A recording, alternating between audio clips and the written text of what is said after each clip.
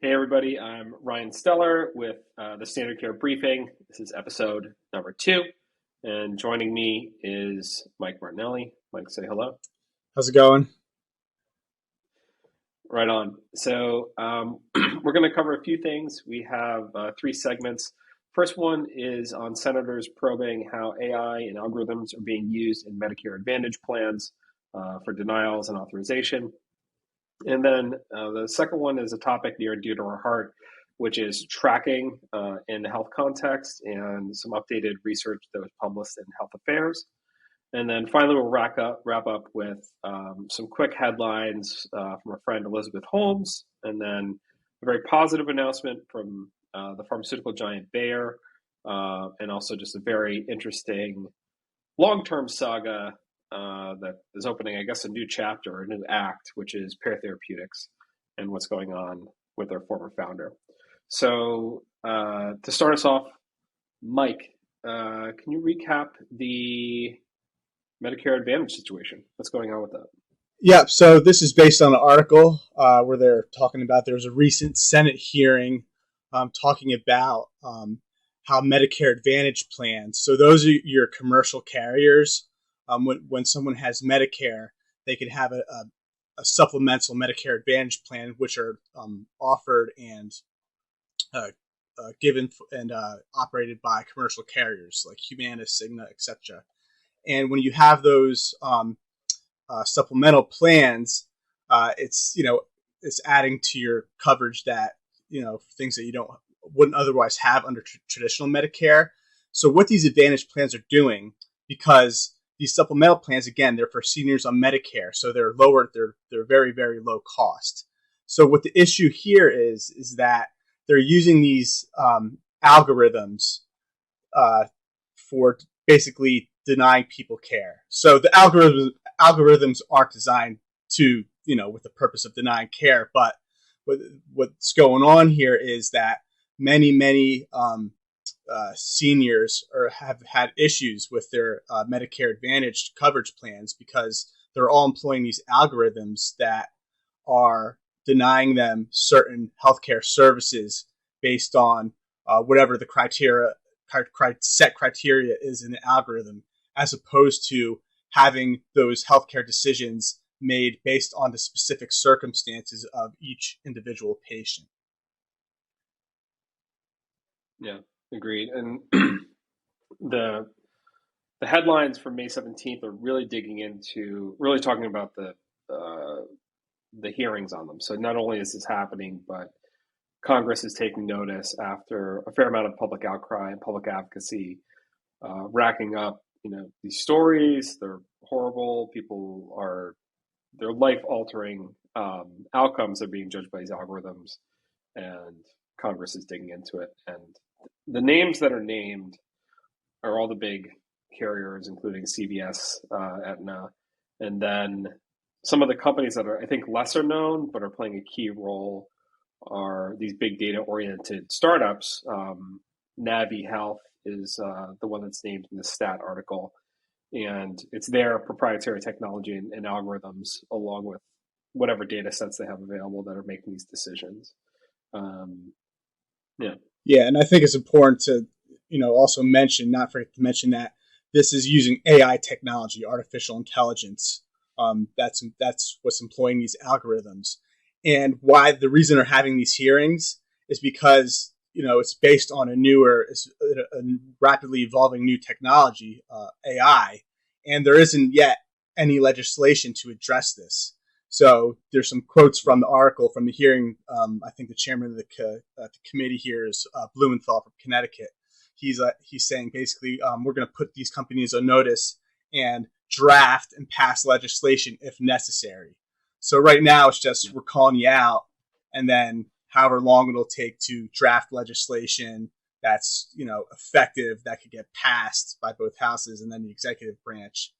That's has yet to come, but this is the first time it's really being exposed. yeah. I think this struck me because there's obviously a general AI safety debate that's happening.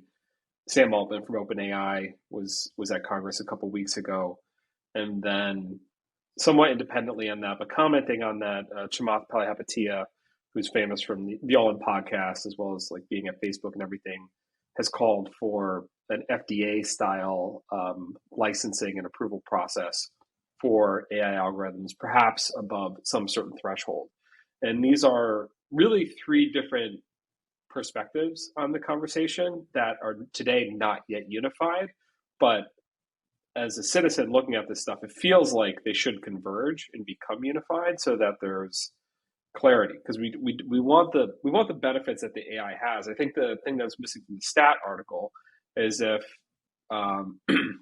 these Medicare Advantage plans were not using the AI from Navi Health in this case, then they would be using humans, which would increase the cost and overhead of administering these programs, stealing money away from care and putting it into human administration. So I think the advocacy of why these algorithms are good was not super well represented in here. But like in my own opinion, based on my own kind of like bias and background, all of this stuff is lacking a risk analysis, a good risk analysis to quantify it, and then a comprehensive, evaluation process that ideally will be as light and iterative as possible, but could be, worse, could be bad. Also, could really slow things down. Yeah, and just to wrap up at this stage, the thing is, no one would even know where to start yet. In DC, where to start when developing a risk analysis, or what would it would even consist of. That's where you're going to have to get into like that one idea, getting an FDA committee, panel, or sub agency in HHS of experts to be able to put that together. Yeah, the FDA moved to expand the jurisdiction in the clinical decision support, and this feels closest to that, but it's that's also not very well established prior art. Okay, moving on. Widespread third-party tracking on hospital websites. This article appeared. This is a journal article, so it's a rigorous academic study that appeared in Health Affairs very recently, and it kind of falls up on some stuff that Newsweek published on last year. So, Mike, do you want to summarize that quick? Yeah. So this article is very data intensive to back up the claims it's making. So what the authors and the researchers found here is that they studied several hospitals. I believe it was 6,100, just over 6,100, 6,600 hospitals. 6,600. Yeah, so these are hospitals that aren't affiliated with the government, so not veteran VA hospitals or anything that has a government affiliation. So the majority of hospitals in the U.S. would fall under that category. And the issue here is they're looking at these hospital websites and looking at how the presence of tracking cookies and tracking technology on these websites, that the hospitals, if a hospital owns a website and they have trackers on them, that gives valuable user data. So if I was to go onto a hospital's website and browse and look at some other things, if I looked at some pages that had, if I was looking for some kind of procedure that's very personal, they would have access to that data, and data is very valuable. So they're collecting that data and they're selling it to other major companies, data aggregators, marketing firms, and there's a whole list of them. And this is interesting because this is not PHI, protected health information. This is not like a HIPAA issue. It's a way of kind of skirting around HIPAA, even though there might be some health-related information you would get from tracking. Say I was on the hospital website and I was browsing from the website information about maybe a cardiovascular procedure or like an ear, nose, and throat procedure that were specific to me. That browsing information would be traced to me, and it could say that like, oh, he was searching for these things, and maybe he has a condition. It kind of attaches you to some type of health related data that's you would expect, or you would want. I'm sure many people would want it to be private. So that's the gist of this article, and they go really in depth with the data they collected for it. And they had some very interesting findings. Yeah, I think the thing that really struck me about, because when you brought this up, Mike, I was like, oh, haven't we heard about this? Like, what I was thinking of was the Newsweek article, and this is much larger. So this is I don't know. It was Newsweek, I think, covered 100 hospitals, and then this one is basically every hospital in the American Hospital Association, which is about 6,600. The tracking is basically universal. That's the other thing. I think everybody kind of knew that, but it's 99% in virtually every geography and category of hospital. So it's happening everywhere. And, a lot of the names of the trackers are going to be familiar, right? Facebook, Google. Google, Facebook, Adobe Systems, which does a lot with, kind of like analytics, AT&T, Trade Desk, Oracle, Verizon.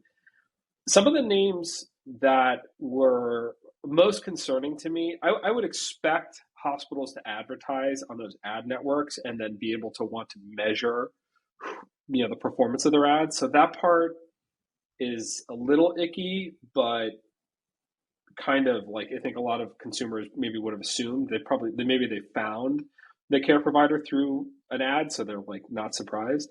Some of the ones that are a little bit more icky are like Axiom, and then the one that we found that was really confusing, and we dug into this and we're not sure why this is the case, is Golden Gate Capital. Yeah. So, and it was on a lot of websites, about 10%, about 400 or 11%, so about 400 websites. And Golden Gate Capital comes up as a private equity firm. So this is interesting because the private equity has played a major role in modern medicine, but the idea of a private equity firm tracking who shows up to a website is a very technically sophisticated way of evaluating performance. So what this journal article is suggesting in this data subtly down bottom here is that private equity is using data to predict and evaluate either demand or performance of the hospitals they own. And that's pretty sharp. That's a pretty sharp thing to do. But it's probably pretty icky, and I bet no consumer, no American ever thought that that's what is happening with their data. Yeah. When they're visiting a website. And this is also really, I always get confused by this. So why is this not a HIPAA violation? Is, I think, a question you can answer better than I can.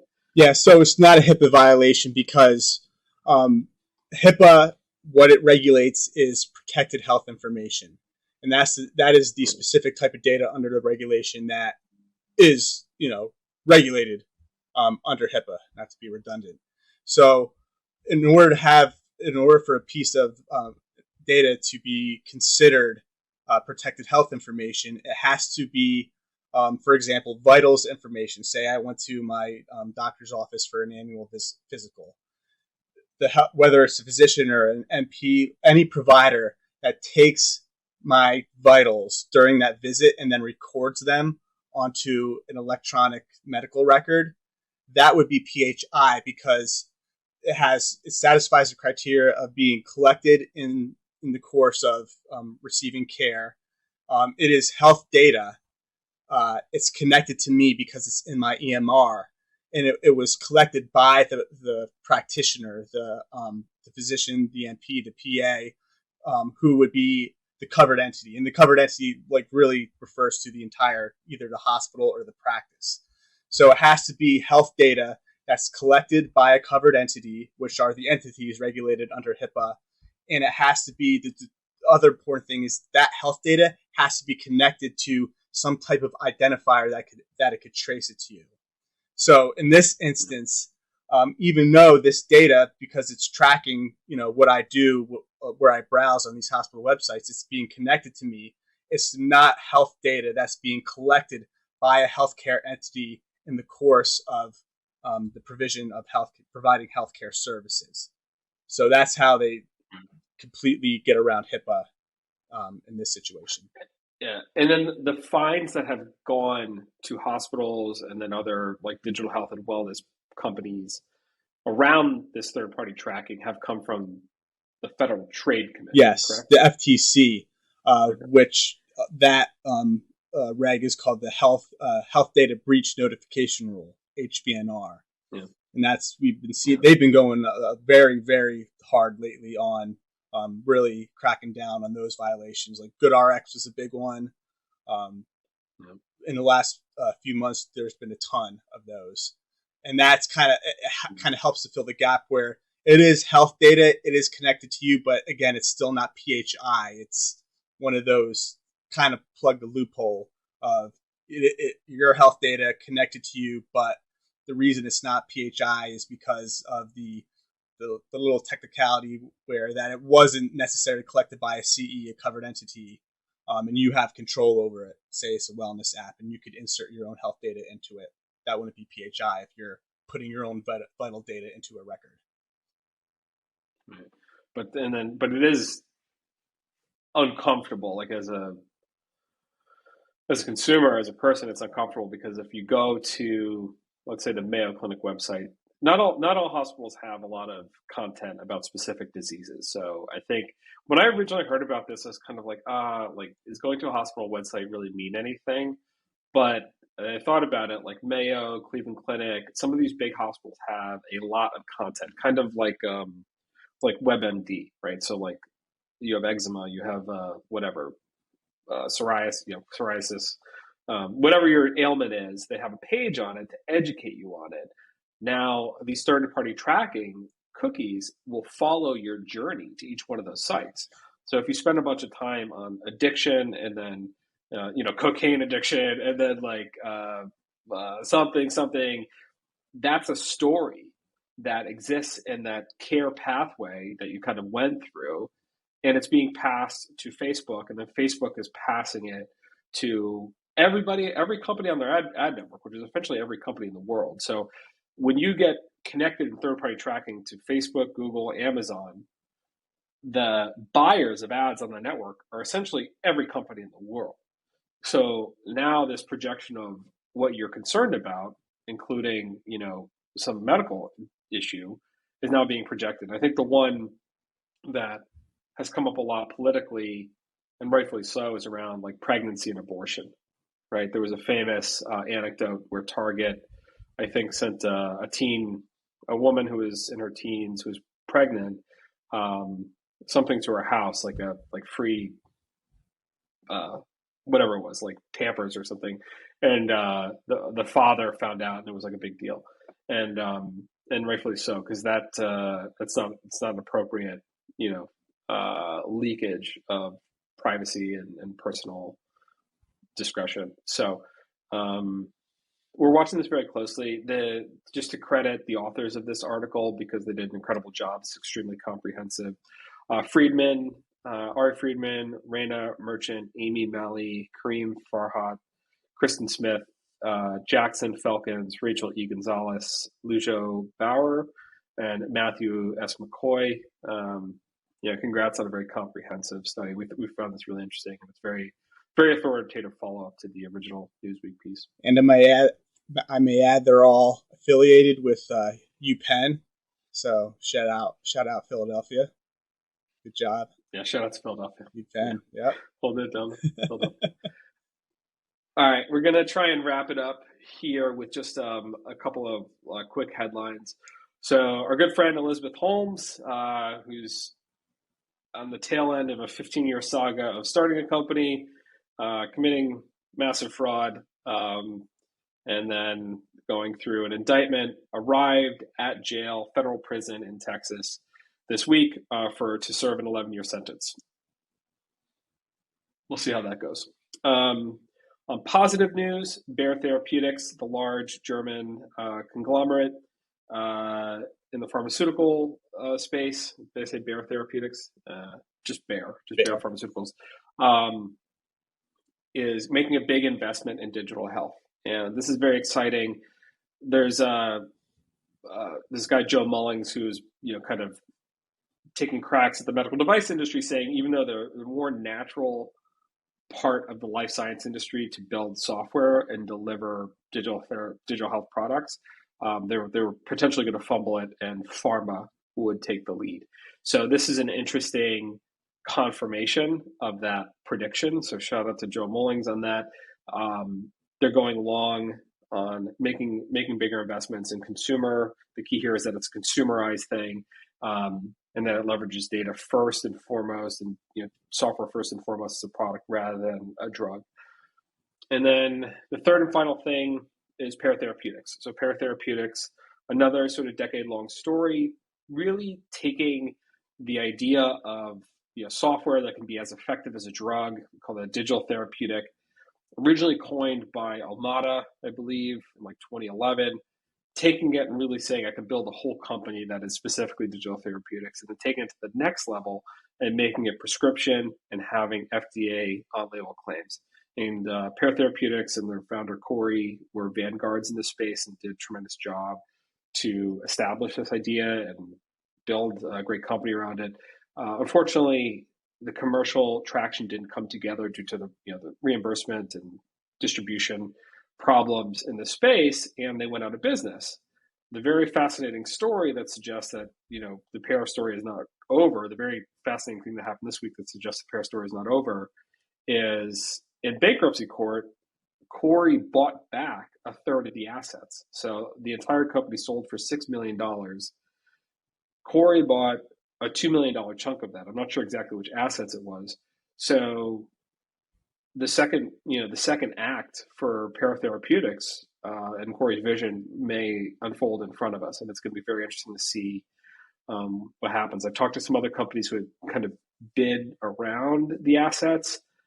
They're surprised at how cheaply they went, and this is a really fascinating story. And I think a lot of people say digital therapeutics will never be a thing, and I think they will definitely be a thing once the mechanisms of action improve and reimbursement is there. Reimbursement will radically shift that sentiment. But yeah, shout out to Corey for getting his baby back. So let's see what he does with it. All right. Totally. That's it for me.